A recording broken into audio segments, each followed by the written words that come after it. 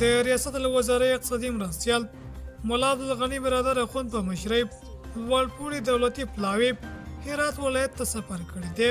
ملا برادر او مال پلاوي باب د هرات له زلزلې په سره وګوري او مسولانو ته باب لازمي لارښوونې وکړي. اقتصادي معاونیت په خپل ایکسپانه لیکلي چې برادر اخوند باب د بیړنۍ مرستو سربیره فرضیانمنو شوي هېوادوالو مرسته شوي پیسې په عادلانه ډول د مسولانه په مټ وویشي. یاد دې شي چې د افغانستان ریاست الوزرا ملا محمد حسن اخوند هم پرون له هراتي و زیانمنو سره 100 میلیون افغانۍ مرسته اعلان کړه او د مرستې رسولو ګډ کمیسیون یې رامنځته کړ. له بل لورې ملي دفاع وزارت هم خپل روغتیایي او ژغورونکي ټیمونه سیمې ته لېږلي. وزارت څو ساعته وړاندې ولیکل چې د الفارق الاردو په مرسته یې روغتیایي ټیم 300 جسدونه ښخ کړي دي.